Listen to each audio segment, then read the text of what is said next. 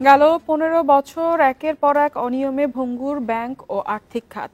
বিশ্লেষকরা বলছেন, সব অনিয়মই হয়েছে কেন্দ্রীয় ব্যাংকের মধ্যস্থতায়, যাতে আরও দুর্বল হয়েছে খাত। বাংলাদেশ ব্যাংকের গভর্নর জানিয়েছেন, এ খাতে জনগণের আস্থা ফিরিয়ে আনতে প্রয়োজনীয় সংস্কার করা হবে।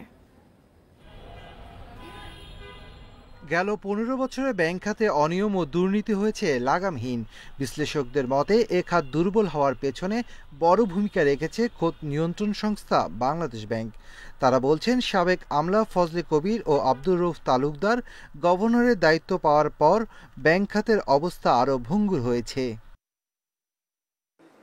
বিশেষ ব্যবস্থাপনায় ঋণ পুনঃতফসিলের সুযোগ, সুদ হারের সীমা বেঁধে দেয়া, সিআরআর সংরক্ষণের হার কমানো, ব্যাংকে পরিবারতন্ত্র প্রতিষ্ঠার মতো স্পর্শকাতর সিদ্ধান্ত নেওয়া হয় বিভিন্ন গোষ্ঠীর দাবির প্রেক্ষিতে।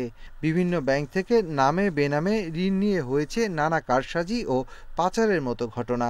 ঋণ শোধ না করেও কাগজে কলমে খেলাপি মুক্ত থাকার সুযোগ পেয়েছেন কিছু ব্যবসায়ী।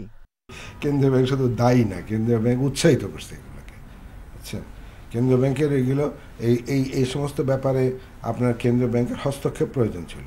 পারুক না করো, অ্যাটলিস্ট এই তারা যে হস্তক্ষেপ করতে পারে সেই ধরনের কিছু প্রমাণ রাখা উচিত ছিল। সুশাসন, অভ্যন্তরীণ সুশাসন কিংবা নিরীক্ষকদের কাজ, বাংলাদেশ ব্যাংকের পক্ষ থেকে নিরীক্ষা, টাকা কোথায় গেল, টাকা কিভাবে ব্যবহৃত হলো, এত টাকা দরকার ছিল কিনা। রাজনৈতিক পট পরিবর্তনের পর সম্প্রতি নতুন গভর্নর হিসেবে দায়িত্ব নেন আহসান এস মনসুর। তিনি জানান, ভবিষ্যতে কেউ যাতে অনিয়ম করতে না পারে সেজন্য সংস্কার করা হচ্ছে কেন্দ্রীয় ব্যাংকেও। রিফর্মের পার্ট হিসাবে কিন্তু সেন্ট্রাল ব্যাংকেও আমাদেরকে রিফর্ম করতে হবে।